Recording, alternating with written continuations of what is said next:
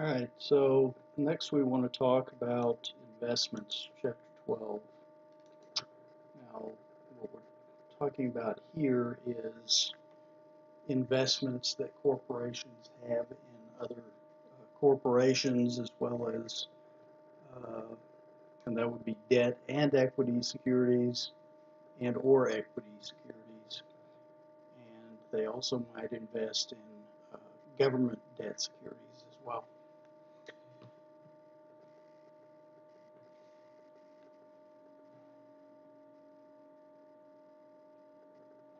And so here you see the categories of equity and debt securities. In Part B, we'll talk about equity securities. Here we're going to talk about debt securities, particularly bonds, because those are the debt securities that are traded openly, just like stocks are in the markets. Why do corporations invest in these things? Well, to earn a return from dividends as well as, or interest, as well as the increase in market price of the securities.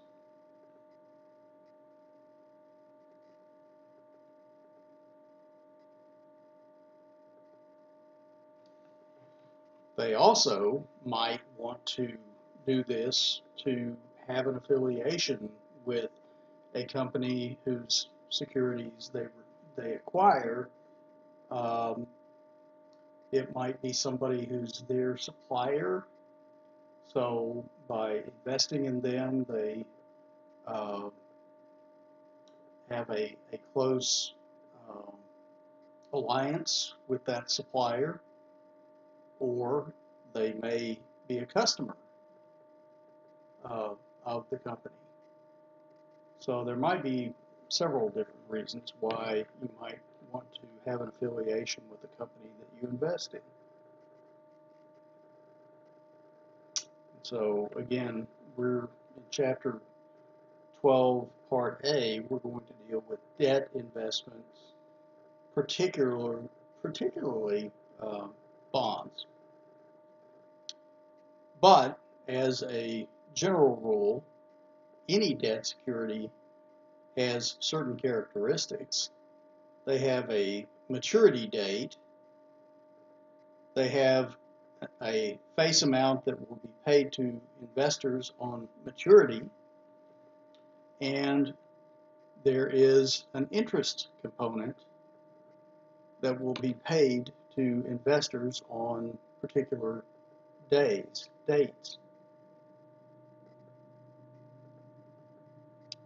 So here we have an example of Masterware, who issues $700,000 worth of 12% bonds dated July 1, 2018.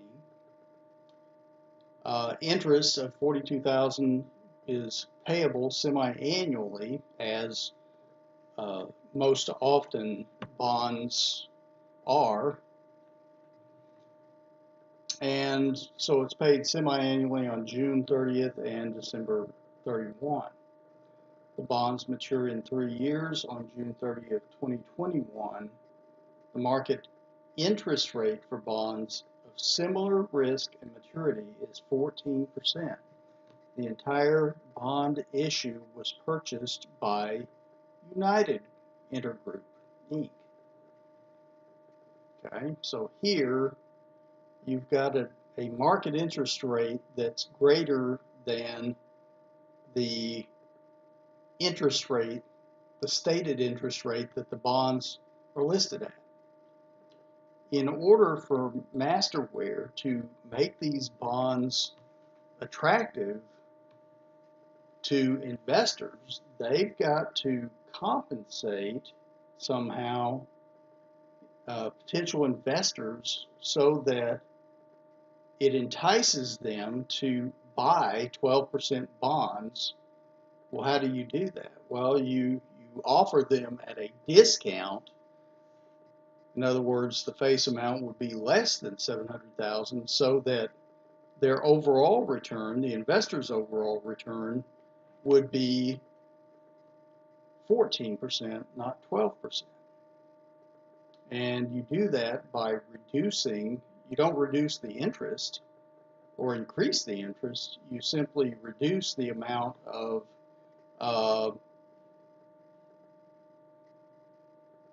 well, in this case, you actually reduce the amount of the face value. Okay, so when the stated interest in a bond is less than market interest rate, you have to sell these at a discount, meaning the selling for less than face value to make up for the difference. Now, if it were the other way around, and let's say the market interest rate is 10%, you'd have a situation where you would have a lot of potential investors wanting to buy from you, so you could actually sell for more than the face value of the bond, what we call a premium. But here, since market is greater than the stated interest rate, you're going to have to sell these for a discount. So what you've got here, you've got two components. You've got the annuity payment of $42,000, and you've got a single payment of $700,000. So to determine what to sell these bonds for in order to make them competitive, you're going to calculate two things. You're going to calculate the present value of the annuity, so the $42,000 every 6 months. Okay, so here, if we do that, we're going to have not 3 years worth of interest payments. We're going to have 6 periods of interest payments, since this is semi-annual. And you're going to you're going to use the market interest rate as your required return here, not the stated interest rate.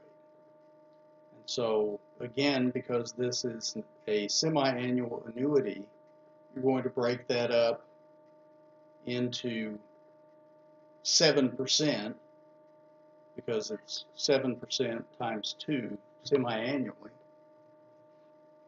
Same thing for the principal amount. You're going to this is going to be the present value of an ordinary annuity of 1. And so again, N equals 6 and I equals 7%.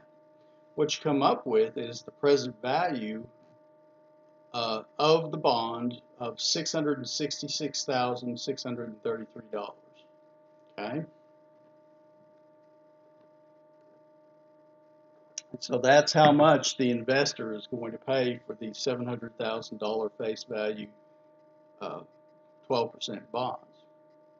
The difference between listing these investments at $700,000 and the cash paid of $666,633 is called the discount on bond payable.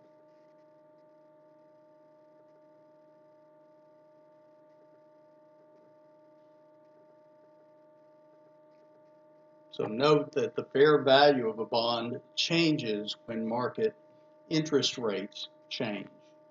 Market value of a fixed rate investment moves in the opposite direction of the market rates of interest, meaning if market rate is greater than the stated rate, you have to sell at a discount. If market rate is less than stated rate, you can sell at a premium.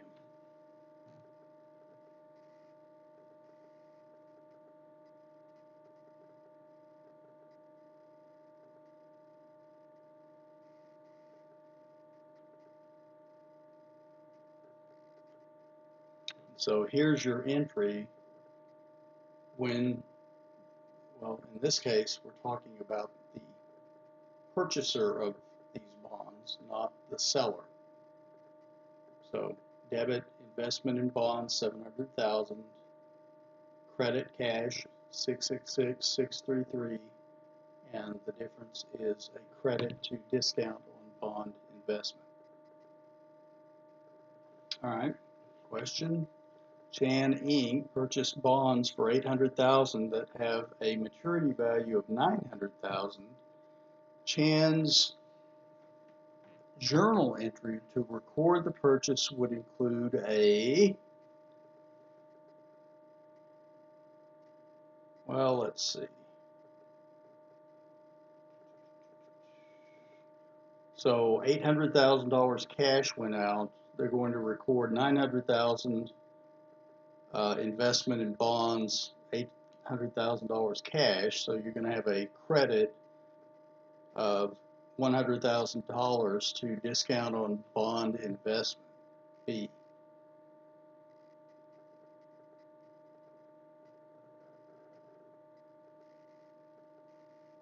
All right, and so recording interest revenue. And we're going to look at three different forms that you can hold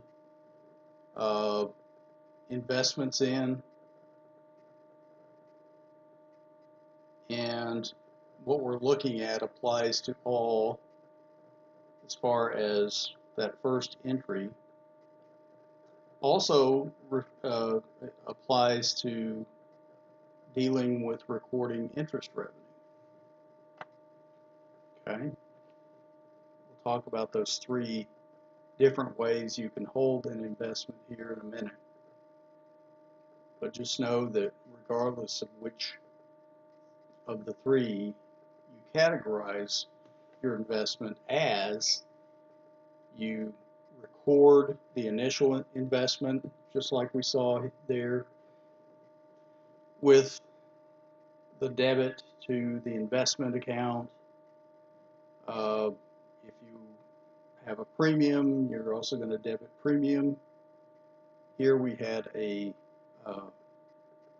discount, so we had a credit to the discount on bond payable, and of course the other credit would be to cash. All right, so recording interest revenue, we're each 6 months we're getting $42,000 in this example. Is that all we're getting? Well, we're also getting an effective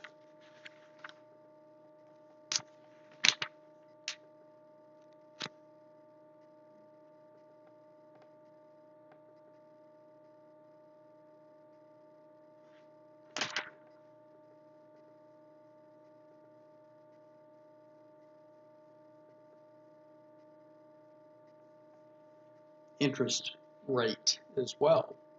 And so, we have the stated rate of 12, but we need to add an additional amount so that each time we're getting paid interest revenue, we're not only recognizing the $42,000 we're receiving, but we're also receiving a portion of this discount and turning it into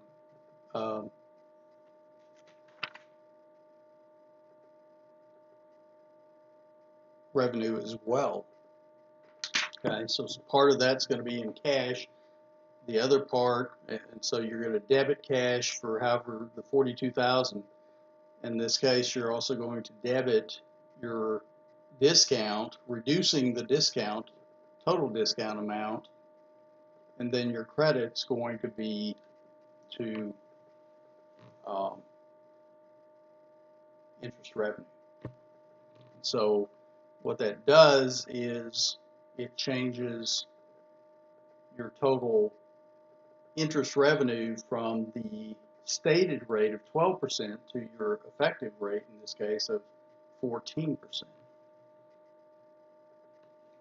talk more about how we amortize, because that's what we're doing. We're amortizing the bond when we get to chapter, I believe, 14. And there we're dealing with the seller of the bond and how they record bonds. But here we're talking about the buying of bonds as an investment. Okay. So to figure out the interest revenue, you have to recognize you take the outstanding balance and you're going to multiply that times 14 divided by 2, or 7%. You come up with 46,664. And so your entry, every time you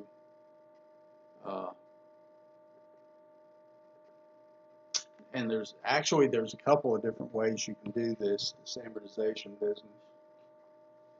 We only talk about one of them in here. You could do this straight line, but the way they do it is a little different. So basically, you're going to take the outstanding balance at the time you record interest revenue. Here at the very beginning, the first interest payment, your outstanding balance is $666,663, or excuse me, $633, the amount you purchased these bonds for, and you multiply times 7% to come up with 46,664. Now, every time you receive an interest payment, you're going to have a different outstanding balance because, again, each time you amortize your bond, it's going to increase the outstanding balance. That 666,633, for instance,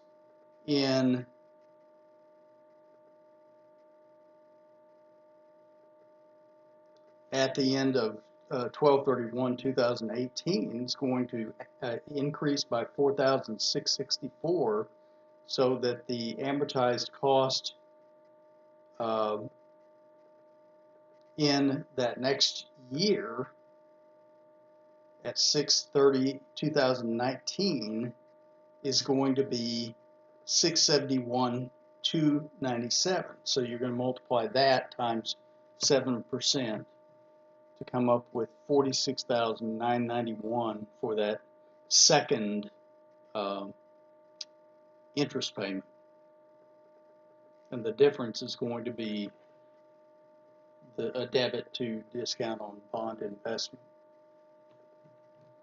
And interest revenue will be 46,991, as I said. So here's the schedule, amortization schedule, that shows that. Okay.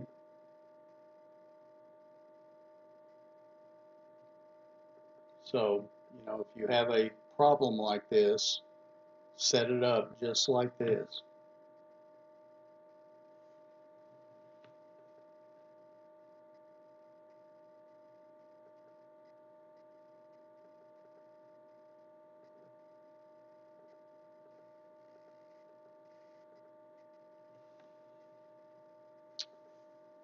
Like I said, there's 3 ways you can hold a debt investment.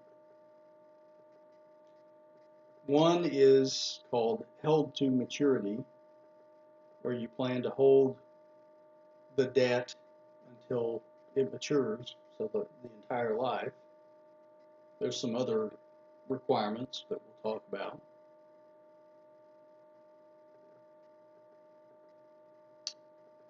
If it's held to maturity, the investment is reported in the balance sheet at its amortized cost. It could be a trading stock that's used for debt or equity. Notice held for maturity is only debt because equity doesn't mature, only debt matures. Trading is used for both debt or equity investments that are held in an active trading account for immediate resale. Any unrealized holding gains or losses, unlike held to maturity, are recognized and are reflected in the income statement and retained earnings as part of shareholders' equity. The investments reported in the balance sheet at fair value. And then last but not least, available for sale securities are used for debt or equity that does not qualify as held to maturity or trading. Here you recognize unrealized holding gains or losses, but you do so in other comprehensive income. Thus, it becomes part of the accumulated other comprehensive income in stockholders' equity. It's also reported in the balance sheet at fair value. So the key difference among these is how we account for the unrealized holding gains or losses. Held to maturity, not recognized until actually sold.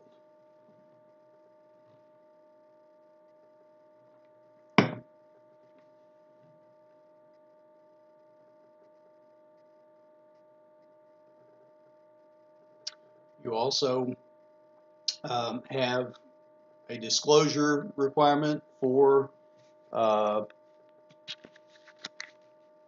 these securities, investment securities.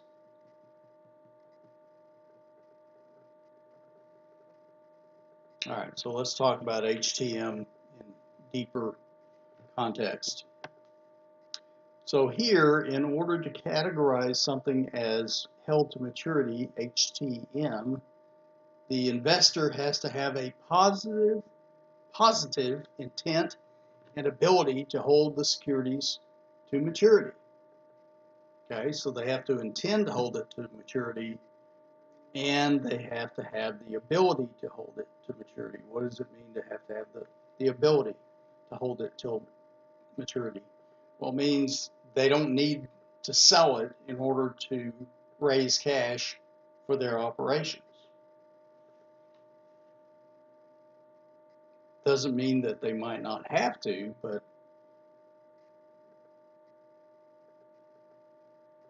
and that would go back to intent. Sometimes you intend to hold something, and then unforeseen circumstances happens that makes you change your plans.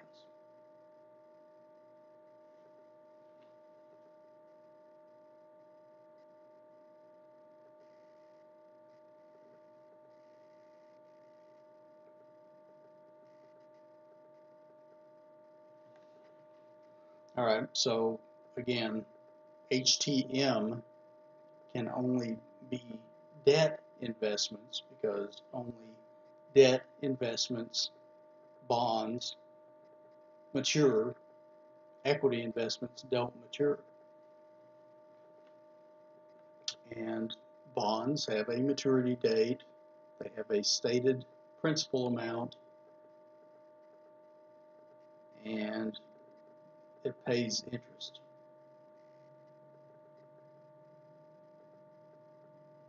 So again, for HTM investments, do not recognize unrealized holding gains or losses.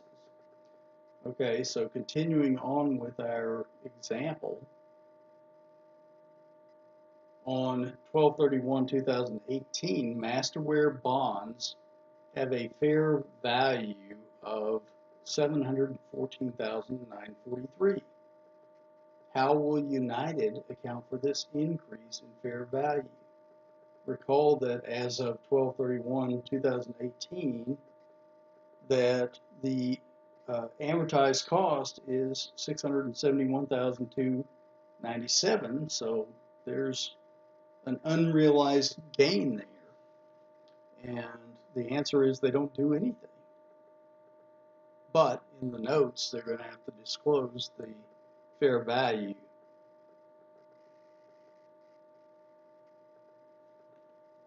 So the change in fair value will be ignored as long as it's viewed as temporary. The investment will simply be recorded at amortized cost. United will disclose the fair value of its HTM investments in a note. It will not recognize any fair value changes in the income statement or balance sheet.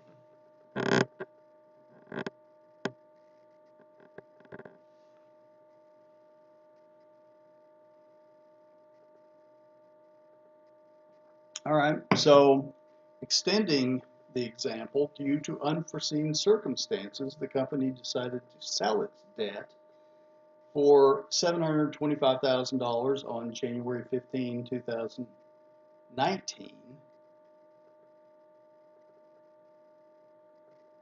Okay, so purchased on July 1, 2018. They received their first interest payment on December 31, 2018. And again, I think we're supposed to ignore any amortization for 15 days. So simply here, we're going to receive cash of $725,000. We're going to remove the balance of our discount, which is $28,703.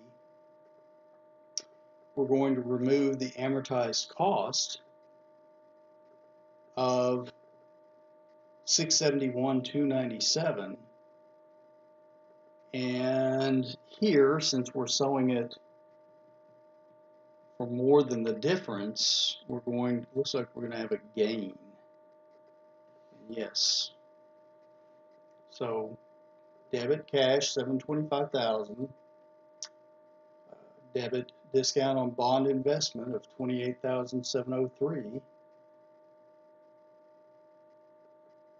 Credit our investment in Masterware bonds of $700,000. And note, I said amortized cost, but actually we're just reversing our investment in Masterware bonds of $700,000. And then whatever the difference is a plug. That's our gain in this case on sale of investments.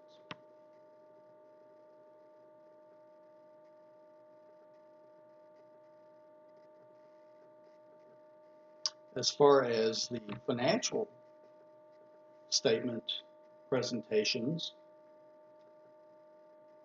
for the income statement and statement of OCI,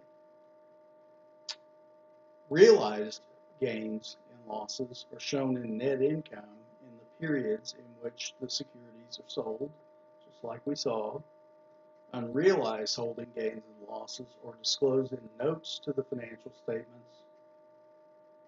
And any of this does not affect, none of this affects OCI. As far as the balance sheet is concerned, the investment in HTM securities are reported at amortized cost. The fair value of those investments are disclosed in the notes.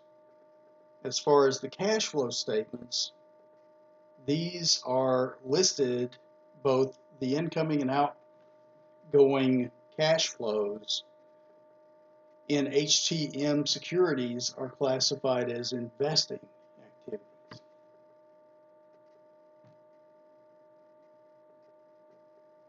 All right, so here we have a question. On July 1, 2018, Williams issued $600,000 of 10% bonds dated July 1.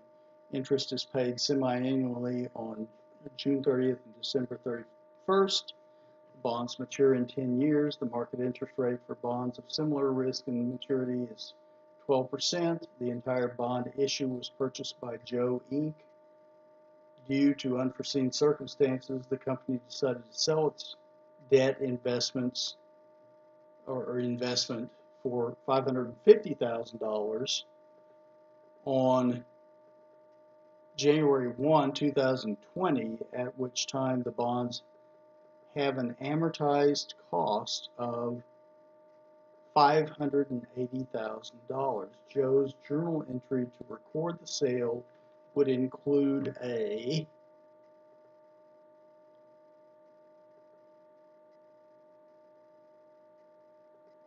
well, it wouldn't be A, credit to cash, because that would be a debit. B, credit to discount on bond investment for $20,000.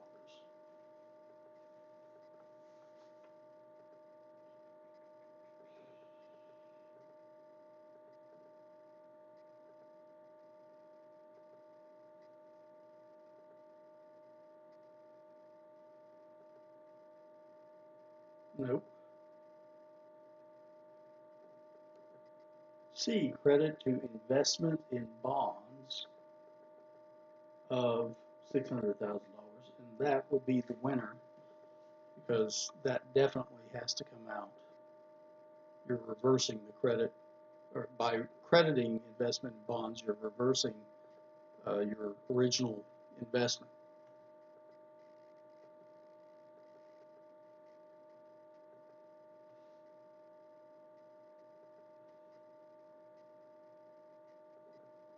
So that's what that would look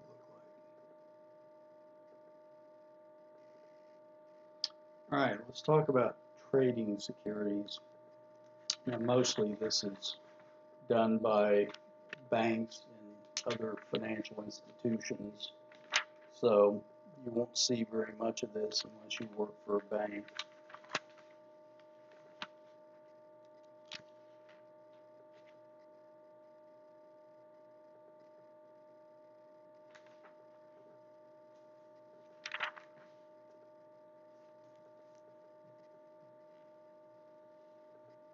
All right, so investments in debt or equity securities acquired principally for the purpose of selling them in the near term. So it's both investments in debt securities, bonds, as well as equity securities, common stock or preferred stock, acquired for the purpose of selling them in the near term.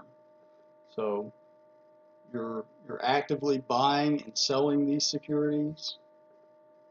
Holding periods sometimes measured in hours and days rather than months or years, and it's typically reported among the investor's current assets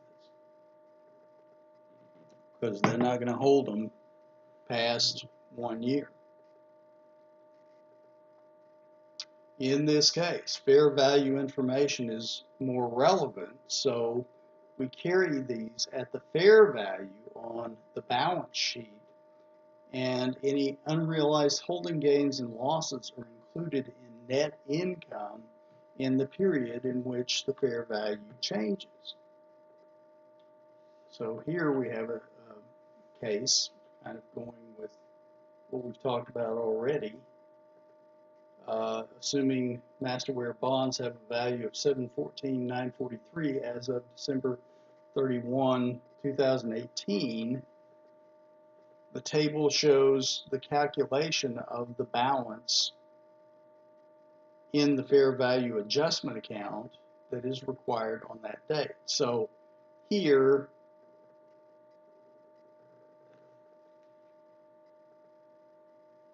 this company, I think it was United, is holding these as trading securities, not HTM. And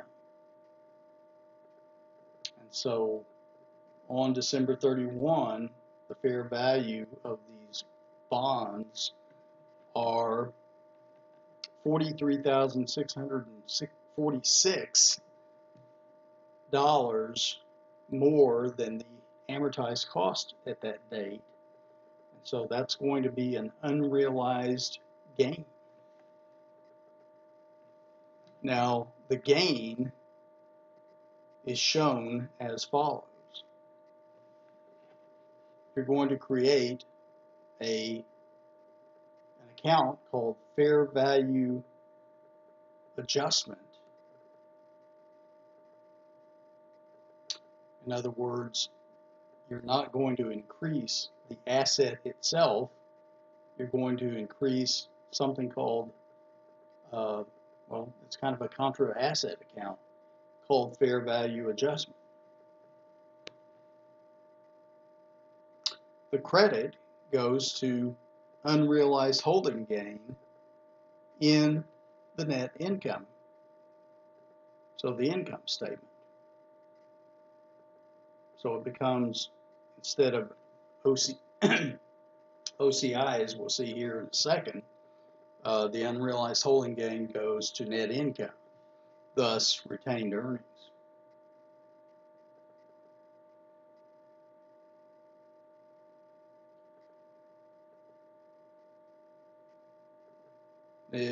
As far as changes that are done in the time before you sell them, okay, what you normally have to do right before you sell a security is make adjustments to the fair value to account for the fair value changes from the last time you did it up until the time of the sale.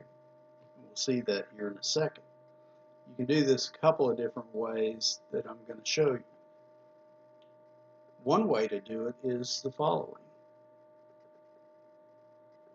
All right, so continuing with our example, assuming that United sells the bond for $725,000 on January 5th of 2019, in this particular instance, or the way we do this, is the following. First, we adjust the trading securities to the time of the date of sale for the fair value. Here, well,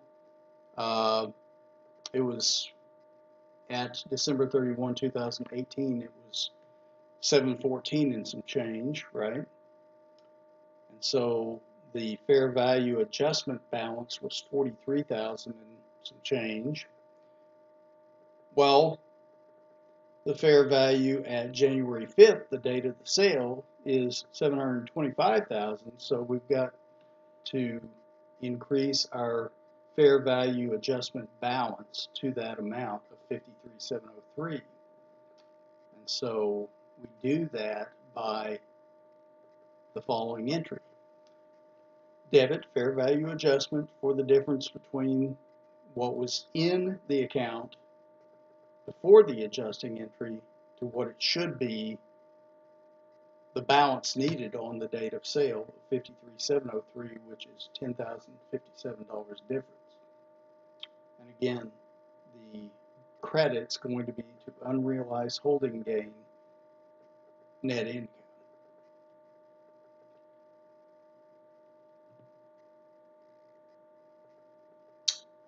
Now, once you've done that, you can proceed with your recording of the sale.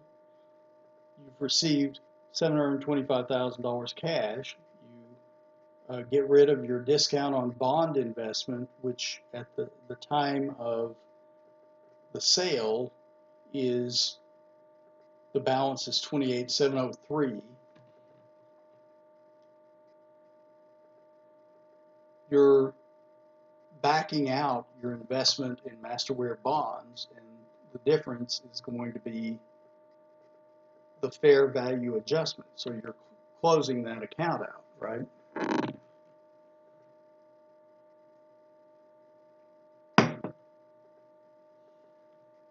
Now there's a second way you can do this, which is the following.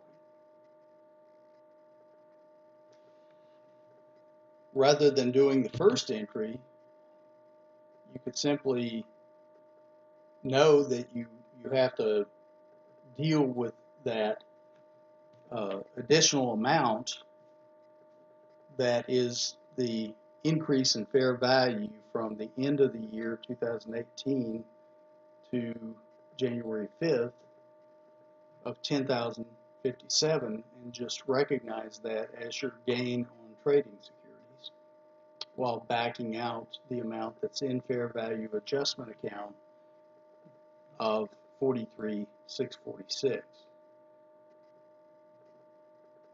I think it's probably best to do the first way, but anyway, either one's acceptable.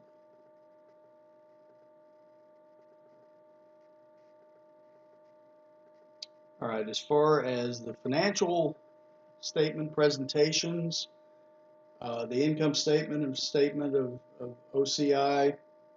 OCI is not affected. All gains and losses are included in the income statement in the periods at which fair value changes, regardless of whether they are realized or unrealized. As far as the balance sheets, they're reported at fair value, typically as current assets. And in the cash flow statement, the inflows and outflows of cash due to trading securities is listed as operating activities because this is a part of their operations.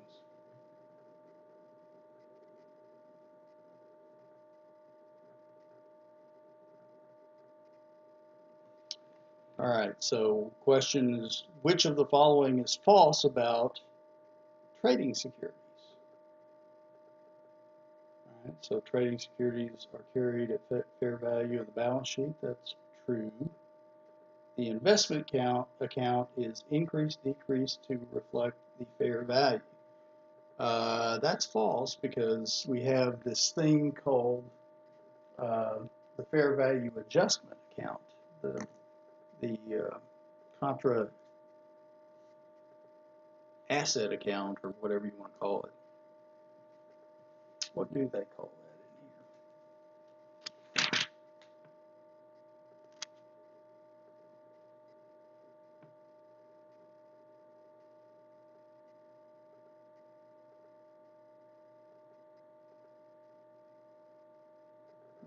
Didn't say. Anyway, it's an add-on to the actual account itself.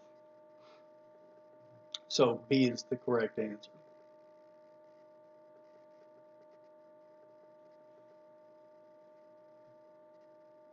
Oh, it's a valuation allowance. So it's going to be like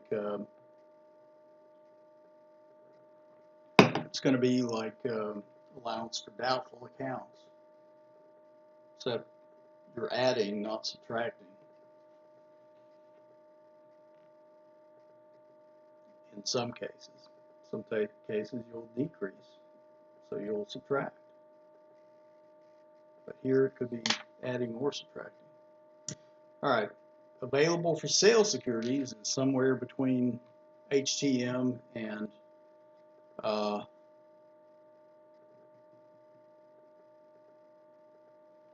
trading securities. Again, we're just talking about debt investments here. We'll talk about equity investments next time.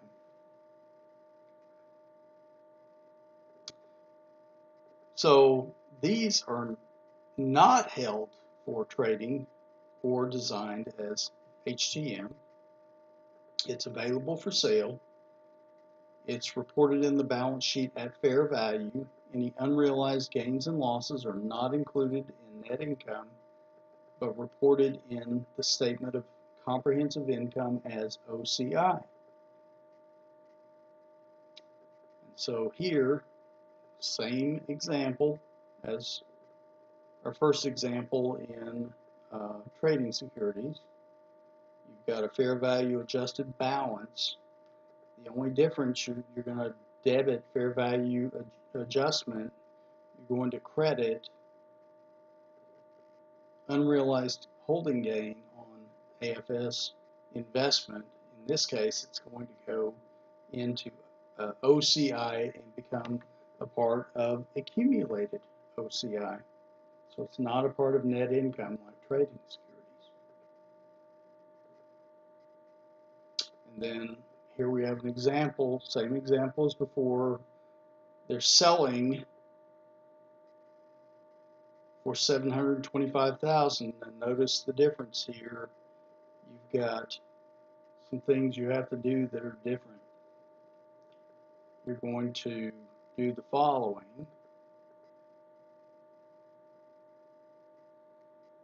You're going to, just like you did before, adjust the AFS investment account to fair value up to the date of the sale. So here, fair value adjustment for $10,057, just like that first example of the sale in trading securities. Of course, the credit's going to be to unrealized holding gain, OCI, not net income.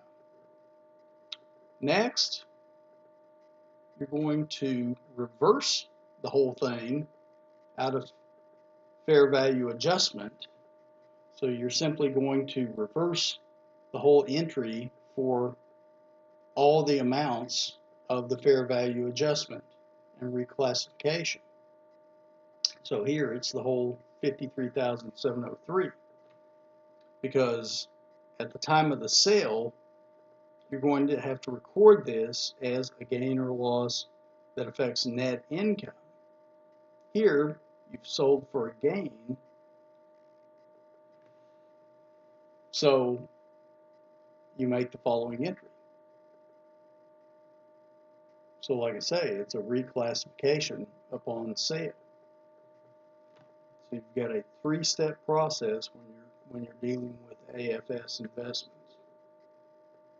You got to update your fair value adjustment account, and then on the next entry you do a reversing entry to close out your adjustment account, and then number 3, you record the sale transaction.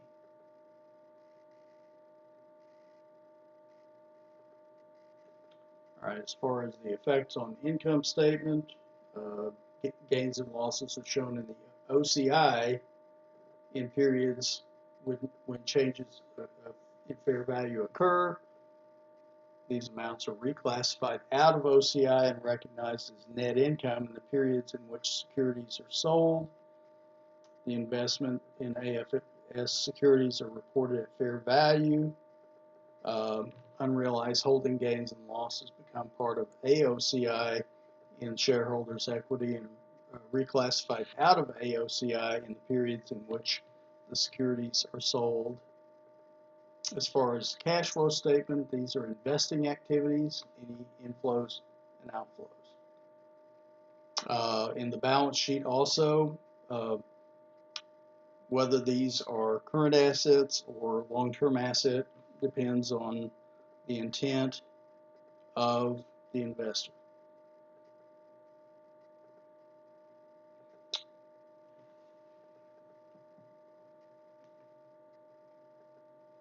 And so here you see some disclosures of securities that are available for sale. Here, Cisco Systems is the company.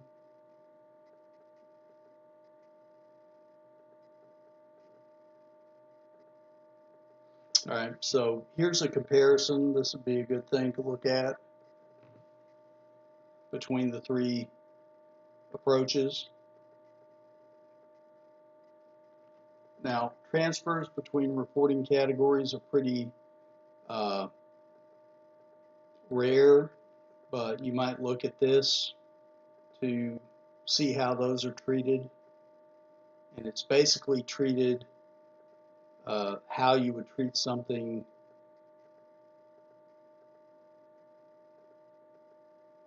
well, you treat it as how you would treat it in the account that it's transferred to, I think is the term I'm using or wanting to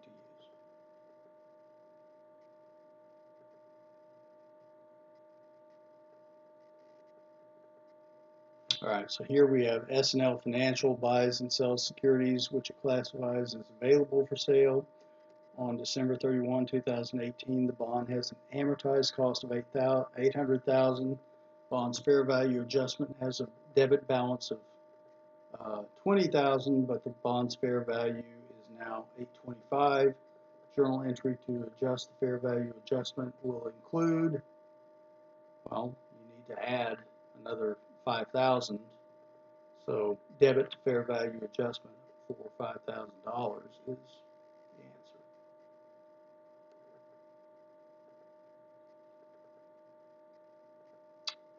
answer. You may recall from Chapter 1 that companies can elect to have fair value option for HTM and AFS securities.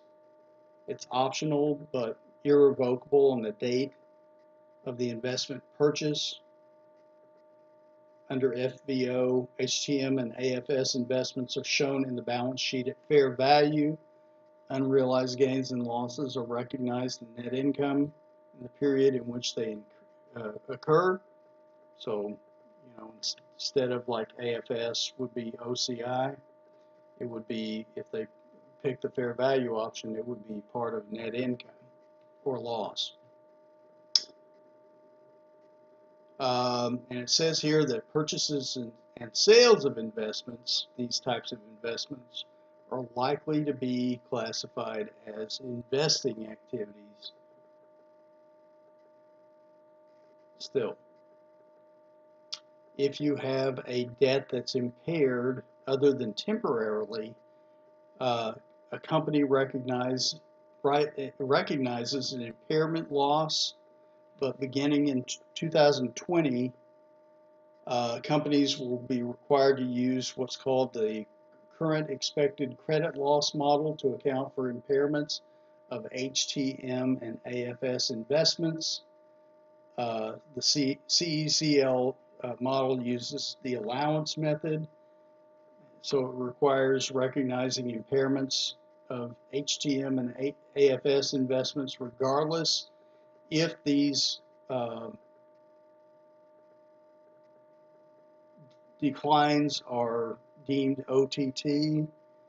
The impairment of debt investments likely will be recognized sooner than under the current approach of OTT. Bottom line, stay tuned because I'm sure future books will have more elaborate ways that you have to do this CECL than what they talk about in the book. All right. Part B, accounting for equity investments. I'll put out another lecture later in the week.